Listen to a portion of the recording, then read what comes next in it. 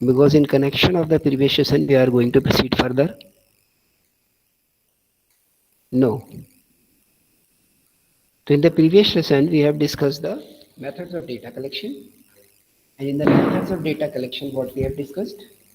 The methods of data collection, we have discussed some ways to collect the data and the types of data which are primary or secondary.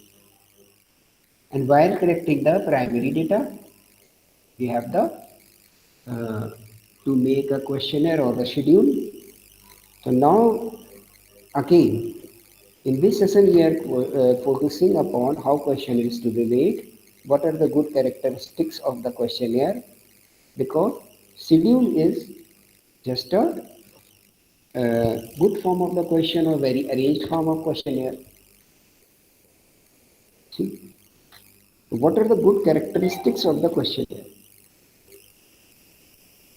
So first of all, write down some things, then we are going to discuss it. So characteristics of the good questionnaire is point one, the size and appearance of the questionnaire must be attractive. The size and the appearance of the questionnaire must be attractive.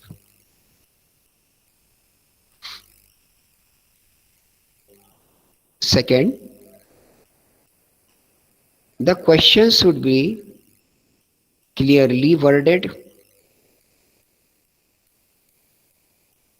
and easily followed without ambiguity. The question should be clearly worded and easily followed without ambiguity. Next one, right type of question should be included. इन points को further हम लोग थोड़ा थोड़ा discuss करेंगे. First of all you have to just note down it. Personal sensitive questions should be avoided. Sir, please repeat the third point. Right type of questions should be included. Should be included. Fourth, personal sensitive questions should be avoided. Then the question asked should be adequate and relevant to the inquiry. The questions asked should be relevant and adequate to the inquiry. The set of questions must be logically related to the problem under investigation. The set of questions must be logically related to the problem under investigation. Each question must deal with single idea. Each question must deal with single idea. Next one, questions must be presented in a good psychological manner.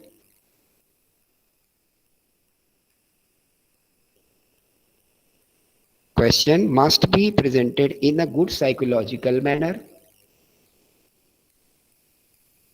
Proceeding from journal to more specific responses. Proceeding from journal to more specific responses.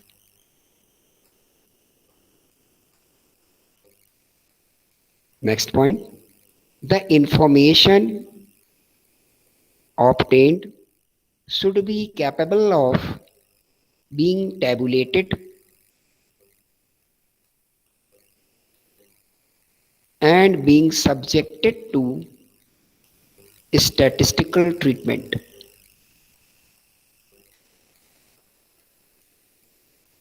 The information obtained should be capable of being tabulated and being subjected to statistical treatment.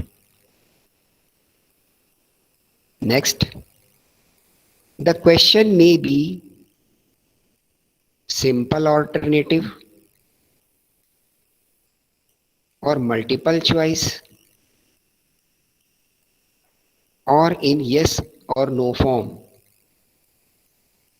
Means the questions may be simple alternative, comma लगा लीजिए, multiple choices, comma लगा लीजिए,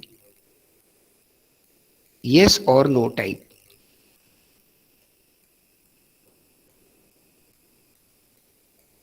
Now the paper of the questionnaire must be smooth and durable.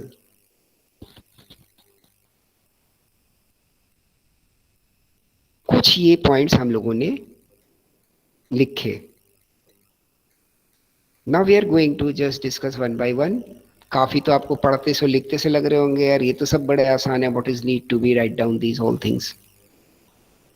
But after discussion, we may feel, not just you, we may feel some things are going to be just enlarge my viewpoint regarding the questionnaire.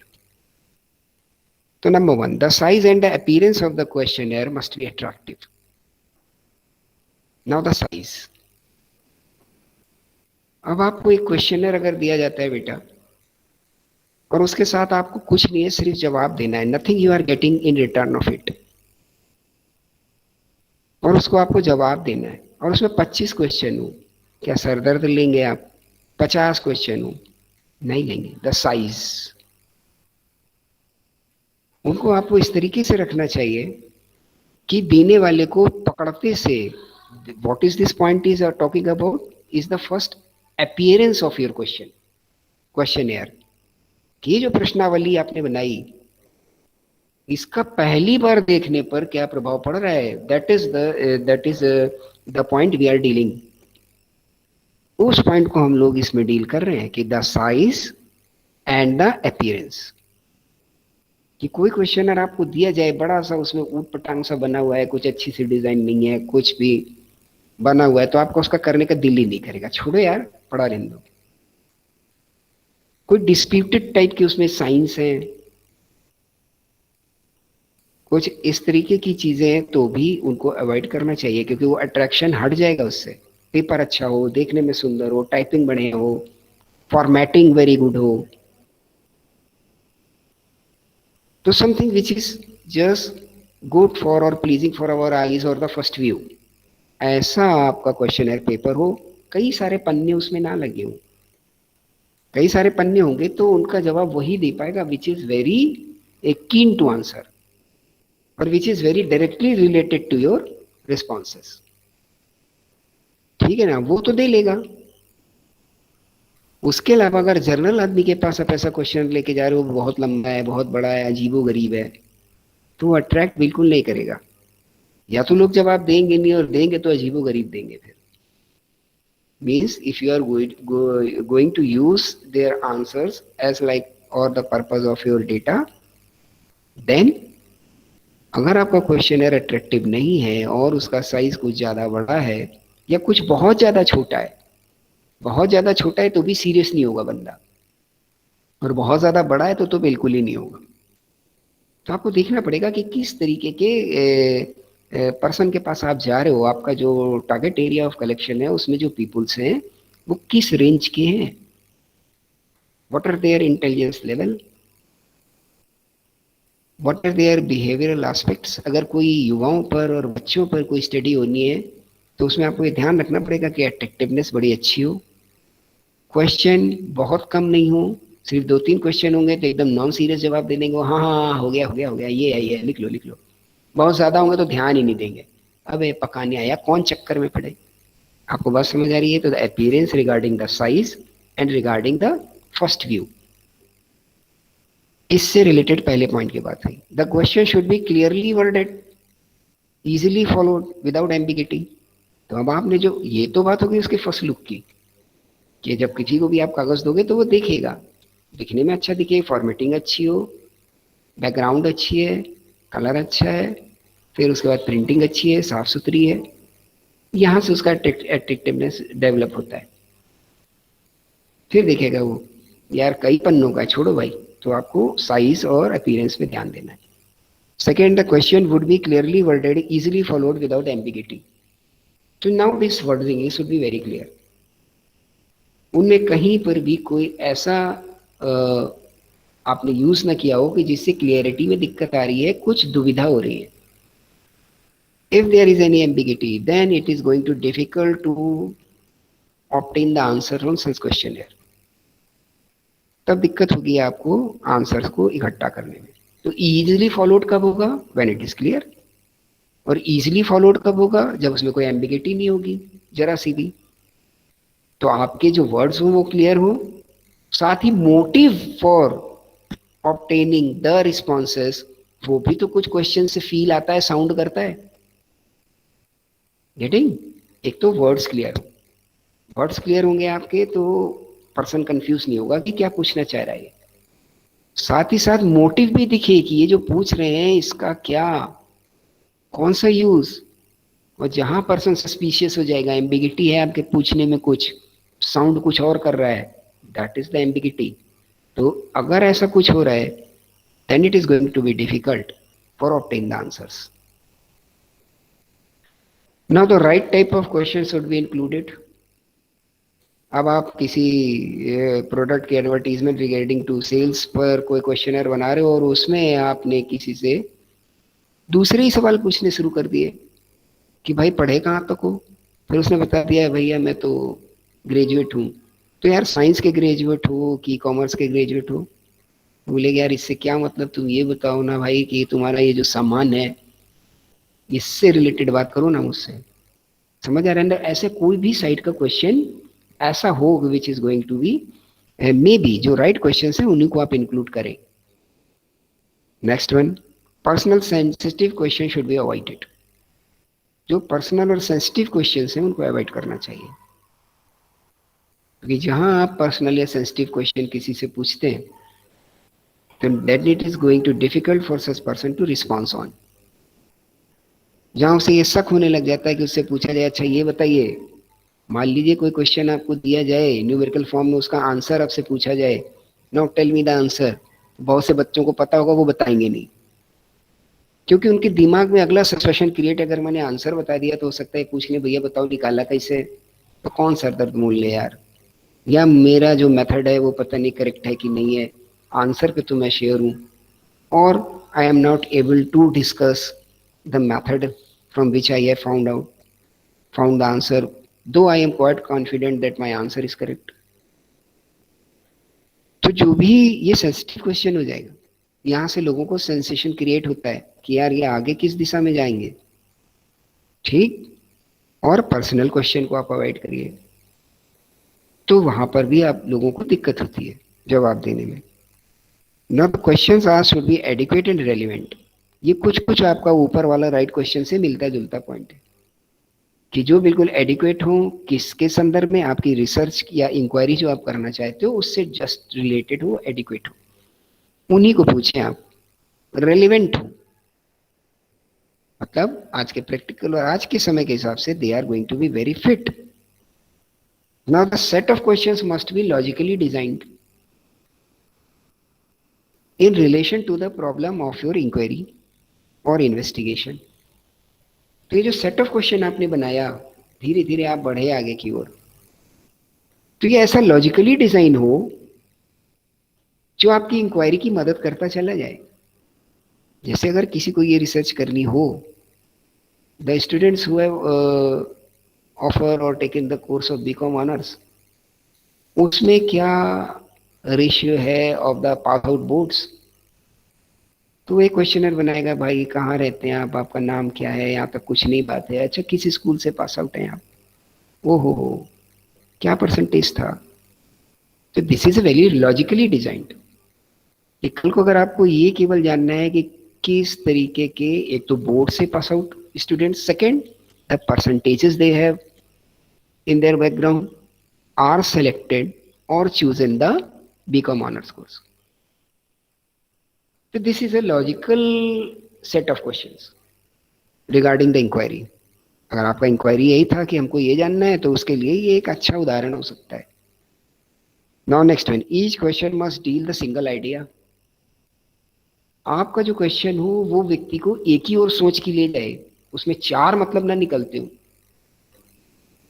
चार idea की ओर अगर लेके जा रहे हो, दो idea के लिए लेके भी जा रहा है, तो then it is going to be confused, और whether he answer it as no, or whether he give you the answer which is not up to date, correct answer आपको नहीं मिलेगा if your question is not focusing on the single idea।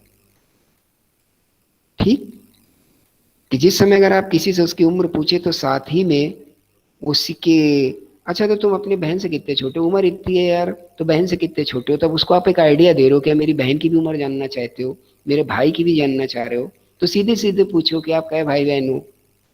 बात समझ आ रही है? Single idea question, उससे कहीं कुछ ड्रॉ ना हो रहा हो। अगर हम किसी से पूछ रहे हैं आपका नाम क्या है, तो नाम बताओ,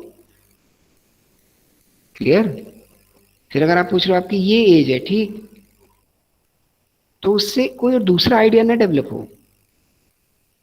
next one, question must be presented in a good psychological order proceeding from general to more specific.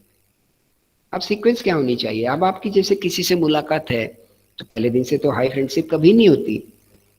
Same with the dealing to the respondent, आपकी किसी से पहले एक दो बार आपकी क्लास में मुलाकात हुई, गुड फ्रेंड्स कैसे बने आपके? इसी क्लास में। तो पहले एक दो बार आपकी मुलाकात हुई, ठीक है, फिर एक दो बार आपका हाय हेलो हुआ, फिर एक दो आपके इंटरेक्शन हुए, उसमें कुछ बातें आपको पसंद नहीं, फिर कुछ दिन आपका साथ रहा, कुछ जगह पर आपने उनका जो देखा, approach towards any problem, responses towards the anything, then you find कि ये बंदा अच्छा है एज पर योर व्यू। ऐसे धीरे धीरे आपकी फ्रेंडशिप बढ़ती है। तब आप क्या होते हैं? General to specific. एक क्लास में पढ़ने वाले सारे बच्चे आपस में बहुत अच्छे दोस्त नहीं होते। कारण क्या है? जर्नल तो वो सबके दोस्त हैं, दैट इज जर्नल। अब स्पेसिफिक कब हो जाते हो? कि जब वो ज्यादा इंटरेक्शन हुआ, फिर इंटरेक्शन में responses, then general to specific. आपका जो भी क्वेश्चनर हो वो भी इसी तरीके का हो कि पहले जर्नल टाइप की बातें हो। जो आप देखते भी होगे कि कोई आपसे पूछता है अगर आ गया आपके घर पर या किसी क्वेश्चनर में, भाई नाम क्या है, फादर नेम क्या है, एड्रेस क्या है, दिस इज वेरी जर्नल। तब वो धीरे धीरे स्पेसिफिक की ओर बढ़ता है। क्या भैया आप ये वाला साबुन इस्तेमाल करते हैं, या आप कोई साबुन इस्तेमाल करते हैं या शैम्पू इस्तेमाल करते हैं? तो आप बताओगे साबुन। अब वो आगे बढ़ेगा आपसे, साबुन में भैया ये कंपनी की ये कंपनी, ये रेंज की ये range, means general to specific. तो ये साइकोलॉजिकल मैनर में हो। अगर पहले आप डायरेक्ट स्पेसिफिक पे पहुंचते हैं, then it is going to be suspicious कि ये क्या हो रहा है। ओके, तो your sequence of the question may be in a very psychological manner from general to specific. These are the good qualities of a questionnaire we are discussing about. Now the next one. The information obtained is capable of being get tabulated or being the subject of statistical treatment. कि ये सारा data आपने इकट्ठा कर लिया, अब ये किसी ऐसे फॉर्म में है कि न्यूमेरिक वैल्यूज में कन्वर्ट ही नहीं हो रहा है, तो आप उसको टेबल फॉर्म में बना नहीं पाओगे।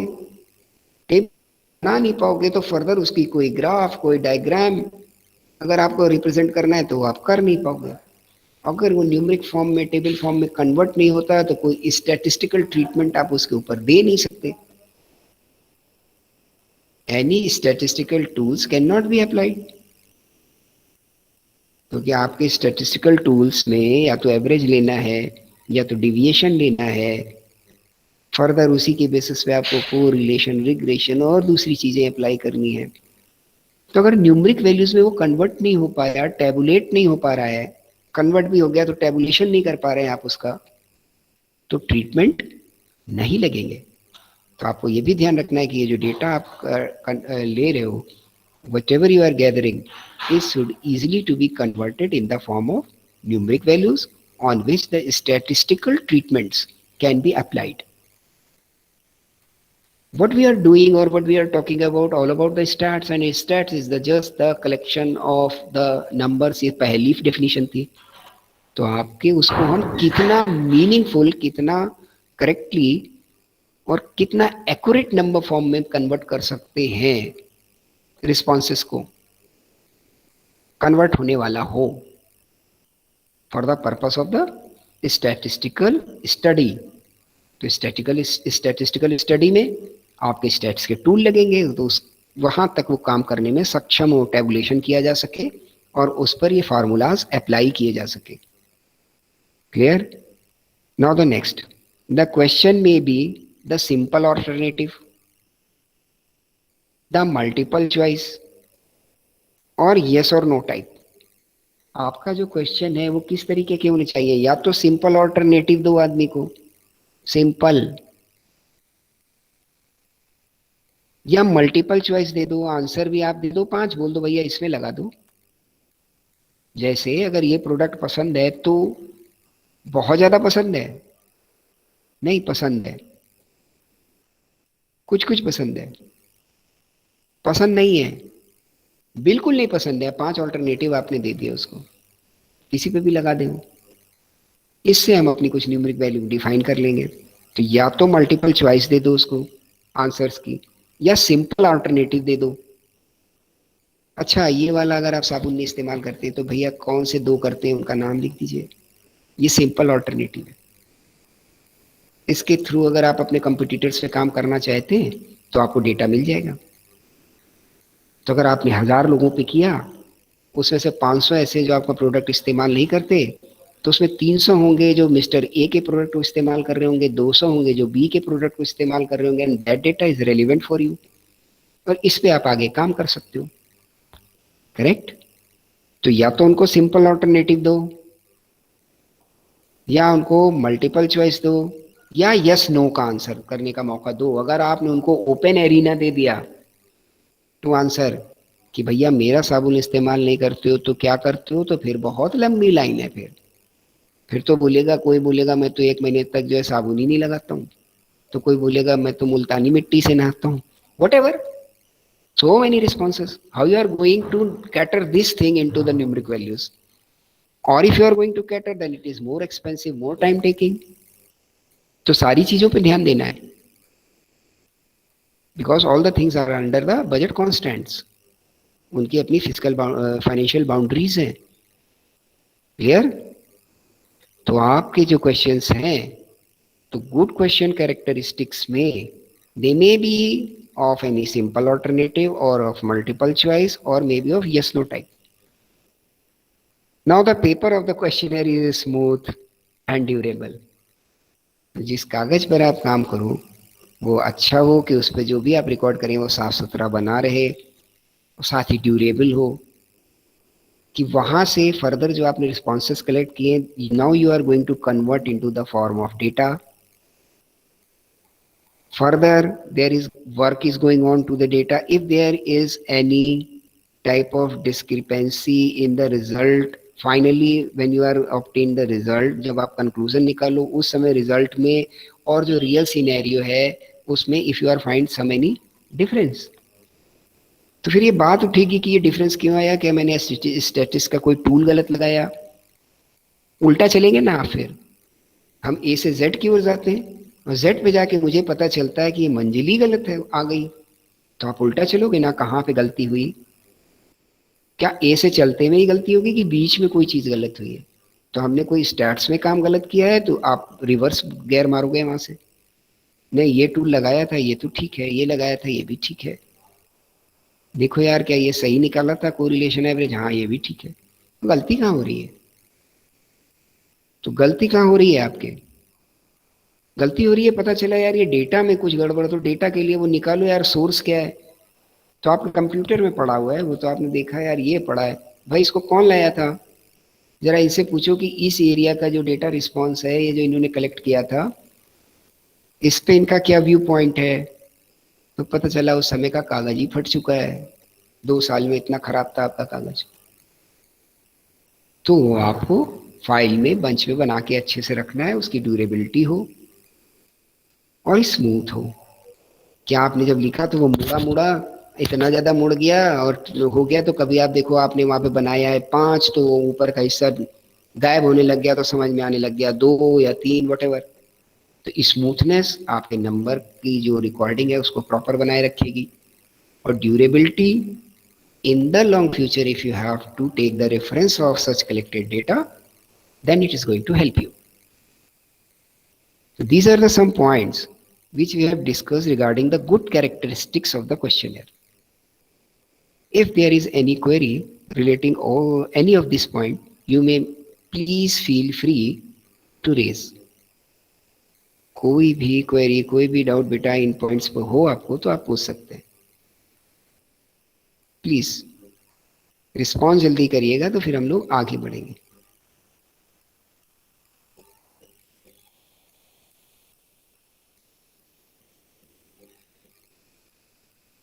Now it is your time to respond.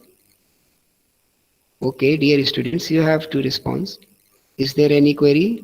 So you may say no or may. Write on chat no if you have no query. And if you have any query, then you can raise. No. चलो जी, काफी सारे no आ जाते हैं, कोई बात नहीं, आगे बढ़ जाते हैं हम लोग। Very good. If you are conceiving in this manner, then I would say you are doing very well. बहुत अच्छे से काम हो रहा है। खैर ये टॉपिक भी अभी बड़ा आसान है अभी तक। तभी क्वेश्चनर का सारा सब कुछ आपको समझ आ गया कि ये इसकी गुड कैरेक्टरिस्टिक्स क्या है। तो भाई ये क्वेश्चनर का हुआ कहाँ से, आया कहाँ से?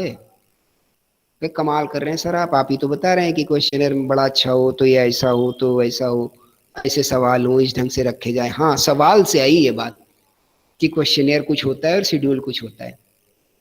तो अब ये सवाल क्या होते हैं? What are the questions?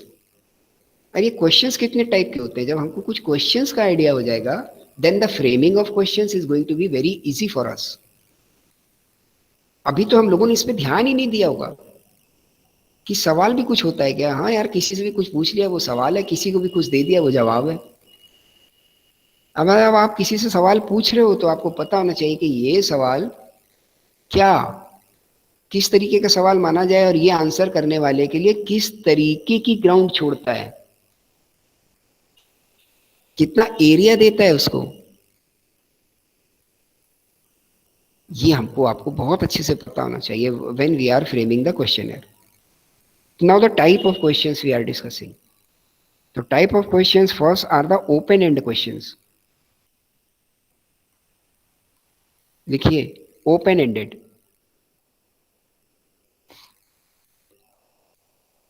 Open-ended questions मतलब जहां पे आपने दायरा पूरा खुला छोड़ दिया है आंसर करने वाले के लिए, क्या आप केवल उसके पास जाओ और उससे मांगो कि ये मेरा प्रोडक्ट है, हम कुछ भी नहीं पूछ रहे हैं क्या इस्तेमाल करते हो, क्या उम्र है, इसके बदले ये, इसके लिए have you any suggestions, please write down.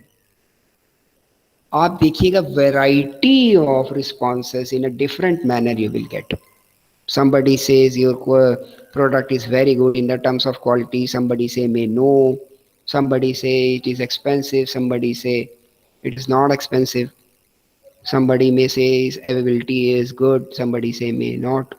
तो आपने ओपन एरिना छोड़ दिया, वहां पर वो पैसे की भी बात कर सकता है, क्वालिटी की भी बात कर सकता है, उपलब्धता की भी बात कर सकता है, सब तरीके की बात कर सकता है। कंपटीटर के साथ आपको मिला के भी आपको जवाब दे सकता है कि यार आपसे अच्छा तो वो बेचते हैं, आपसे जल्दी तो उनका मिल जाता, आपका तो हर दुकान पे मिलता नहीं, वो एक दुकान फला चौराहे पे वहीं जाना पड़ता है।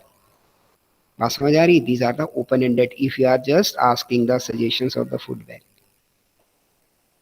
इनको बोलते हैं ओपन एंडेड क्वेश्चंस, जहां पर एंड आपने खोल दिया है। ठीक। Now structured questions.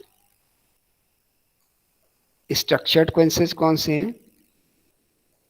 जिनको आपने स्ट्रक्चर किया है, बनाया हुआ है फॉर योर पर्पस, उनका एक स्टैंडर्डाइजेशन है और उनकी एक ऑब्जेक्टिविटी है। ठीक। ओपन एंडेड के बाद वाले हैं ये। ओपन एंडेड में तो पूरा खुला छूट है। ये किस तरीके के हो गए? मल्टीपल चॉइस वाले। ये स्ट्रक्चर्ड है, आपने उसको जगह तो दी कि आप बताइए कि आपको बिल्कुल ना पसंद है, थोड़ा पसंद है, हाँ काम चला हुआ है, नहीं पसंद है, कुछ बहुत ज्यादा पसंद है। ये 5 जगह आपने उसको दे दी। मतलब पूरी एक जो आपका पर्टिकुलर क्वेश्चन है रिगार्डिंग द पसंद, उस पे आपने उसको पूरी जगह दे दी, कुछ भी आंसर करे। क्लियर? मतलब रेंज भी दे दी, डिग्री, कि पसंद है, अच्छा, ना पसंद है, ठीक, तो ये बताओ भैया, ये 5 है, कितना पसंद है, कितना ना पसंद है, आपने पूरी रेंज दे दी। लेकिन ओपन एंड नहीं छोड़ा, एंड क्लोज है। बहुत नापसंद है, यहां भी एंड क्लोज है। इसके आगे आप कुछ नहीं लिख सकते, बहुत नापसंद है क्योंकि, नो क्योंकि। Correct? These are the structured, जिनको मल्टीपल चॉइस की तरीके से हम लोग बोल सकते हैं। Then the yes no type, इसमें आपने कोई जगह ही नहीं छोड़ी। Yes no type of questions, या तो बताओ पसंद है या तो बताओ नापसंद। कितना और कितना नहीं, इससे मुझे मतलब नहीं, कारण से मतलब नहीं। ठीक है, आगे बढ़ जाते हैं। लीडिंग क्वेश्चंस, क्या आप क्वेश्चन पूछते में अगले को लीड करो, means you are pushing somebody to answer as per my requirement और as per my thought और as I think। हम जो चाहते हैं उस तरफ आपको फोर्स कर रहे हैं। These are the leading question. जैसे shall we agree to this action। अगर इस तरीके का सवाल है तो ये किस चीज की ओर इशारा कर रहा है? पूछने वाला खुद कर रहा है कि क्या हम इस पे सहमत हो सकते हैं।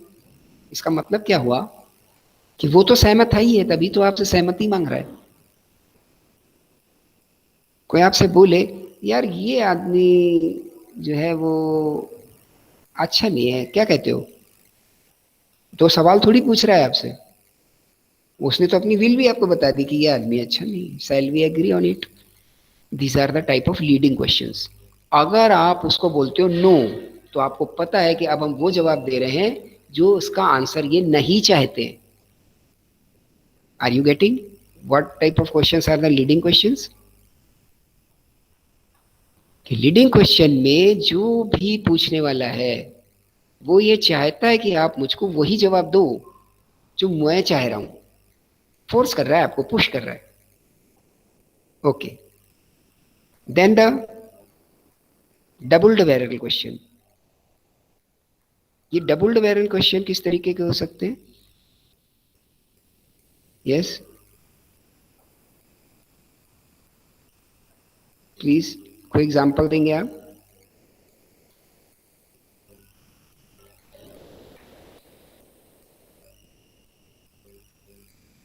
प्लीज।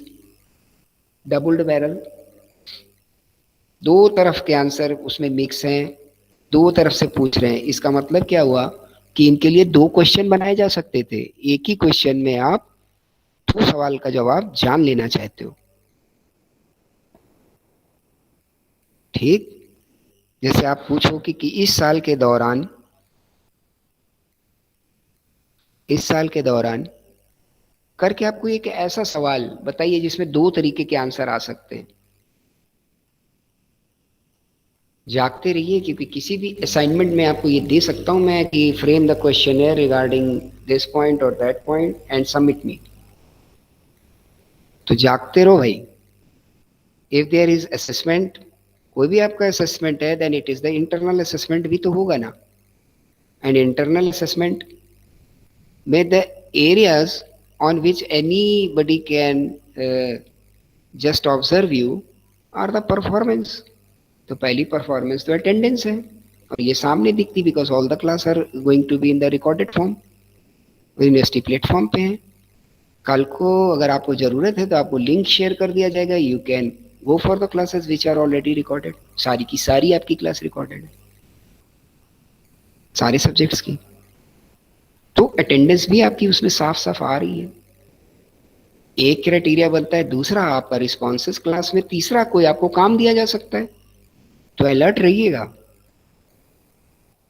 ये मत समझिएगा कि आराम से कहानी कथा चल रही है, कुछ भी आ सकता है। किसी दिन कोई असाइनमेंट, किसी दिन कोई ये क्वेश्चन फ्रेमिंग के लिए कोई आपको असाइनमेंट, तो ध्यान दिए रहिए।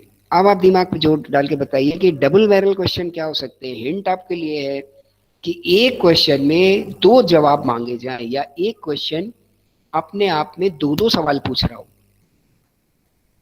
दोनों बात एक ही है ना, कि दिखे वो एक सवाल है और उसमें जवाब आपको दो देने हैं।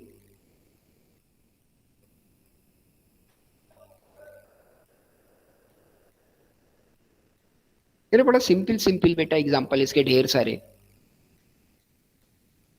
खाना खाएंगे आप, दोपहर का समय हो रहा है, खाना खाएंगे आप, हाँ, तो ये बना है भैया, क्या ले आए?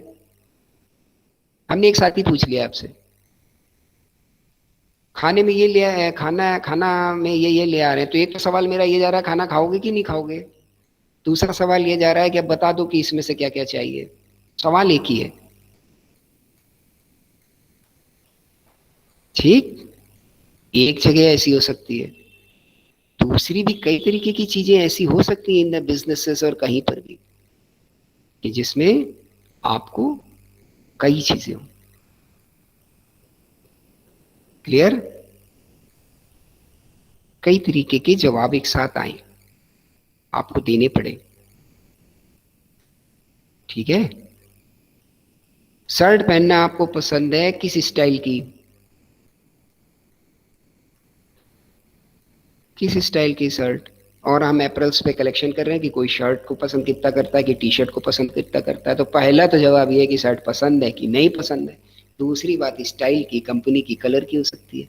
इन दोनों को अगर हम एक में मिला करके पूछ ले रहे हैं, तो I want to obtain two answers from a single question, और there is a single question which consist of two question, और दिस इज डबल बैरल्ड। ऐसा नहीं होना चाहिए, सेपरेट होना चाहिए। पहले उससे पूछो आपको शर्ट पसंद है, वो बोलते हाँ, तब आगे पूछो कौन सा डिजाइन, अमेरिकन, इंडियन, या ये fashion, whatever. Clear? These are the double barrel. अगले किस तरीके के क्वेश्चंस हो सकते हैं प्लीज? एटीट्यूड क्वेश्चंस, ठीक है। एटीट्यूड क्वेश्चंस मीन्स जिसमें आपके एट्रीब्यूट्स को हमको गेज करना है। जो न्यूमेरिक फॉर्म में डेटा है उसे गेज करना है, नथिंग डिफिकल्ट। लेकिन अगर आपको किसी भी की एट्रीब्यूट को डील करना है, तो आपको क्या करना है, उसकी कोई, जैसे हम पसंद की बात कर रहे थे, तो ये तो एक एट्रीब्यूट है, इसका कोई नंबर तो हो नहीं सकता। ये तो फील है, लंबाई, चौड़ाई, घर का पता, ये तो न्यूमेरिक फॉर्म में है, इसमें कोई दिक्कत नहीं है। लेकिन अगर हम किसी की पसंद पे बात करते हैं, तो ये तो न्यूमेरिक फॉर्म में नहीं है, तो हमको एक स्केल देना पड़ेगा उसको। तो एटीट्यूड क्वेश्चन जब डील करते हैं, तो when we have to provide a scale, उसमें कई तरीके के स्केल आते हैं, वो स्केलिंग में हम लोग पढ़ेंगे। लाइकर्ट स्केल बहुत इस्तेमाल होता है, ठीक। उसमें हम स्केल करते हैं, 1 से 5 तक आइडियाज दे दिए उनको, ठीक है। फिर उसके बाद उनको दूसरे दे दिए, और उनमें देखा कि ये कहाँ पे लाई कर रहे हैं, कहाँ पे एलोकेट कर रहे हैं, उससे हमने न्यूमेरिक वैल्यूज क्रिएट करी। These are some things which you have to know about the questions. तो जब कभी भी क्वेश्चन है, तो उसमें एक बिल्कुल अंडरलाइन करके लिखिए कि क्वेश्चन एंड करके आगे ना बढ़े। हाँ साहब ये बताइए, और ये भी बता दीजिए। तब इसमें दिक्कत क्या होगी, बहुत ध्यान दीजिए। अगर एंड करके आगे बढ़ेगा तो दिक्कत क्या होगी, कि मान लो एक सवाल का जवाब वो हाँ देना चाहता है, और एक सवाल का जवाब वो ना देना चाहता है, तो now it is going to be confuse. क्या करें यार, टाल ही जाओ सवाल को। Are you getting? एंड करके मतलब एडिशन, किन्हीं दो चीजों का एडिशन, एडिशन करके क्वेश्चन मत पूछो। डबल बैरल दूसरी बात है, उसमें इंपाइल्ड है दो आंसर, दो क्वेश्चन, दो क्वेश्चन इंपाइल्ड है, तभी दो आंसर आ रहे हैं। लेकिन अगर एंड लगा के आप बढ़ा रहे हो, then it is more difficult. ये तो बता ही दो और ये भी बता दो यार। अब एक को वो हाँ करना चाह रहा है, एक को ना करना चाह रहा है, अब आपने उसके लिए जगह ही नहीं छोड़ी। यहाँ के सवाल को हाँ करे कि ना करे। ठीक।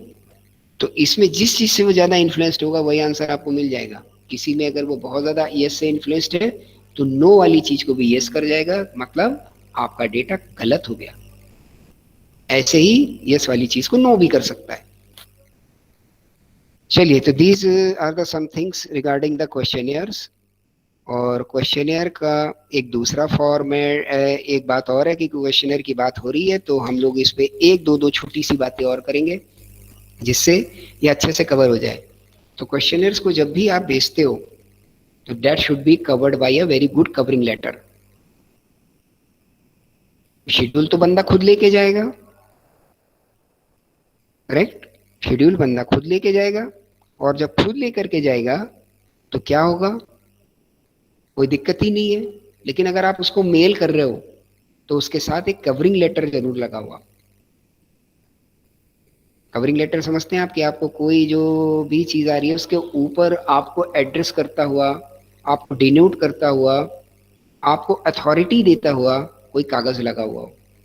जैसे आपका नाम ऊपर एक कवरिंग लेटर में लिखा हो, मिस्टर इनका ये पोस्ट है, this is my humble request and you are the very valuable customer of us, then please reply these things and your responses are very valuable and vital for us. ऐसे करके अगर आप 2 line लिख के आपके यहाँ की अथॉरिटी का कुछ साइन आइन उस पर हो जाएगा तो ये क्या करेगा, एक अच्छा इंकरेजमेंट और फील किसको देगा, जिसको रिस्पॉन्स देनी है।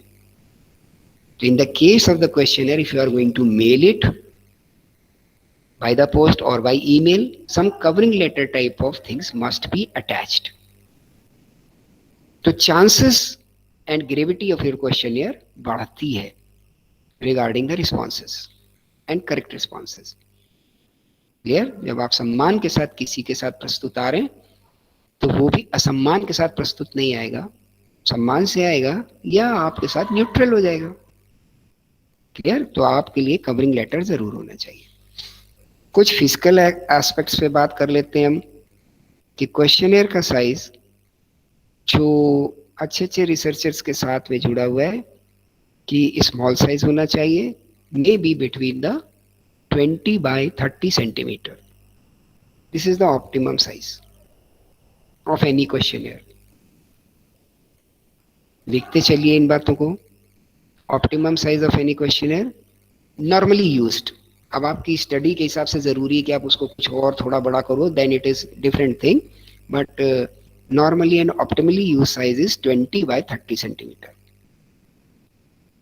Then it may be properly typed, cyclostyle or printed, easy readable type of typing letters, आसानी से पढ़े आ जाए, हेडिंग्स हो, सब हेडिंग्स हो, मीन्स प्रॉपर फॉर्मेटिंग जो आप वर्ड में करते हो, अच्छे से फॉर्मेटिंग हो, कैप्शंस यहाँ पे लगने हैं वो लग जाए। क्लियर। देन द मार्जिन तक की बात आपको वो सिखाता है कि क्वेश्चनर में मार्जिन कितना छोड़ा जाए। लेफ्ट हैंड साइड पर 4 सेंटीमीटर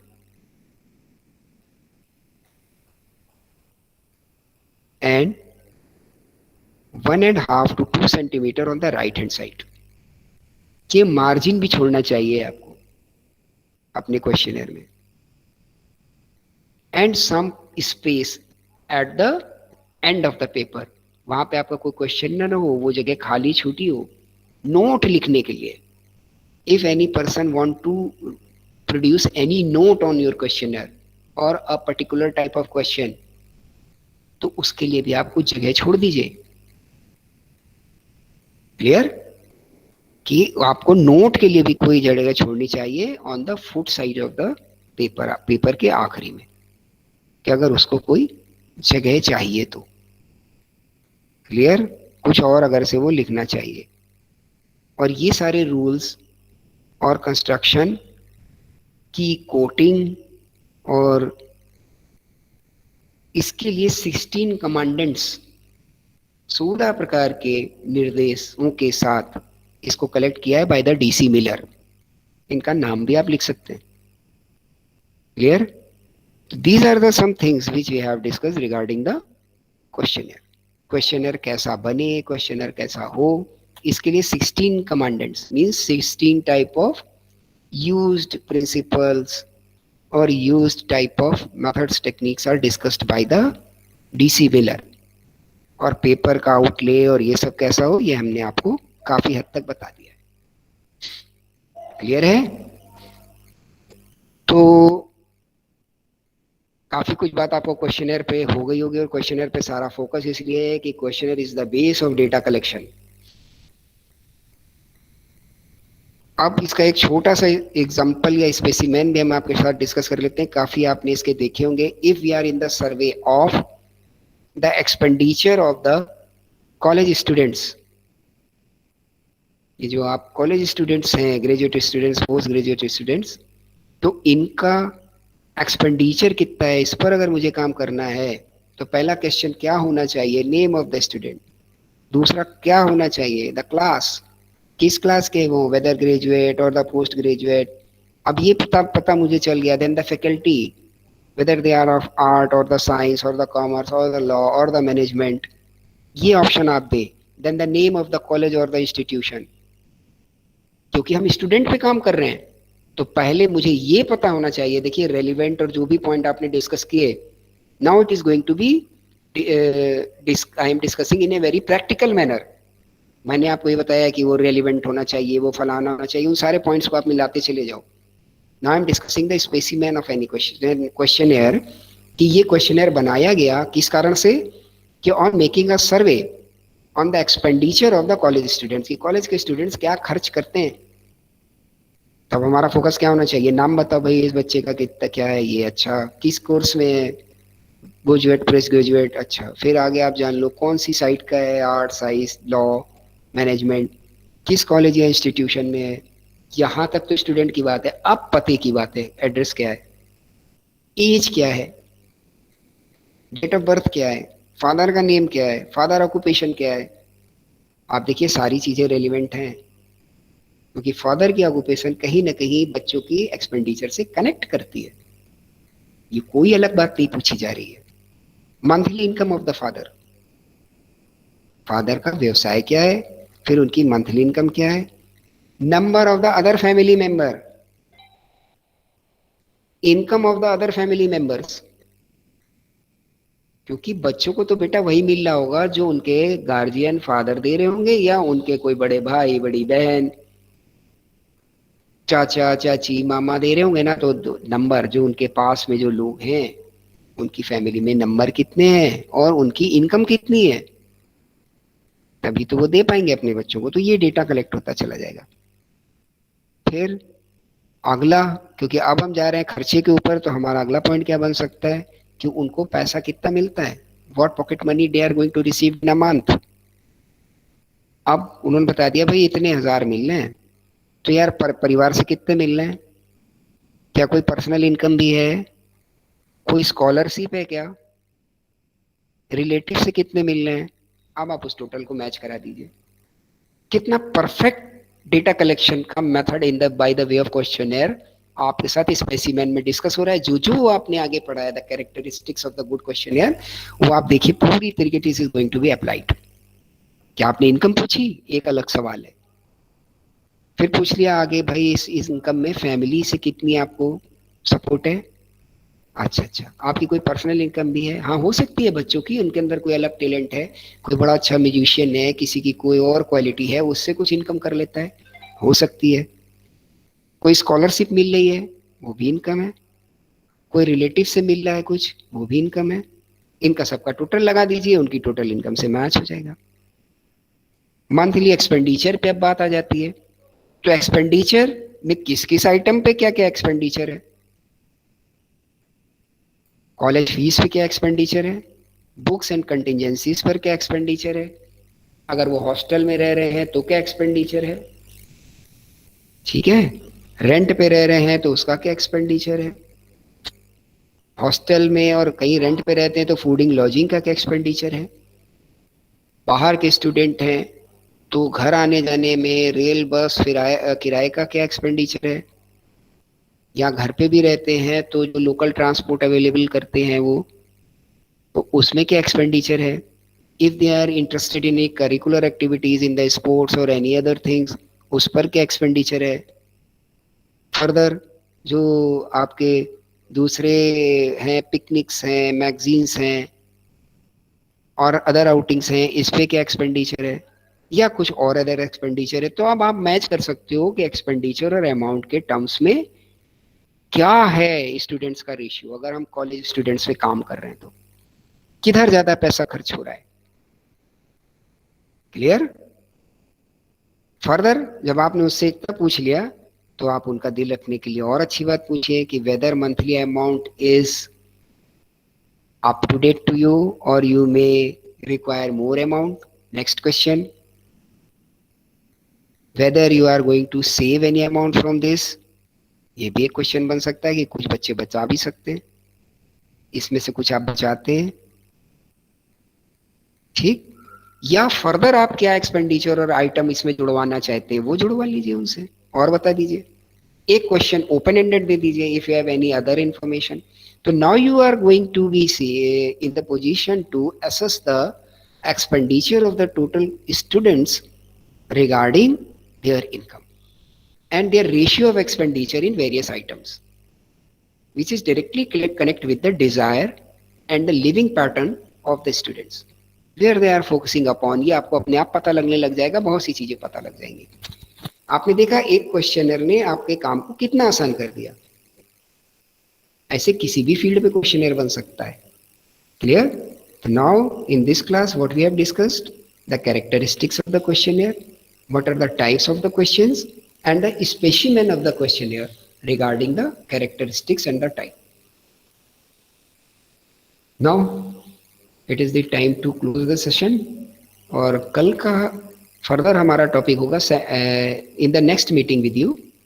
तो अब आपकी हमारी थर्सडे को होने वाली है द सैम्पलिंग, तो इसको थोड़ा देख के आएंगे आप तो जल्दी से कवर हो जाएगी। Clear? If there is any query regarding the today's session, please raise quickly or you have to respond on. If no query then you say no, if any query then please raise. यार सारी बातें हम लोगों ने पूरे class में response की discuss की हैं, तो रिस्पांस तो होना ही चाहिए। Yes, any query? प्लीज बेटा जितनी जल्दी आप रिस्पॉन्स करोगे, क्योंकि सेशन का हमारा टाइम भी अब खत्म हो रहा है।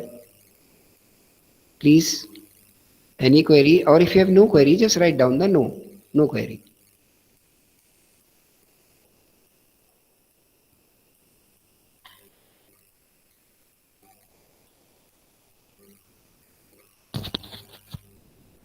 Yes, have you any query regarding the today's session? No. Then thank you very much. A good session enjoyed by me with you. Have a nice day. Thank you.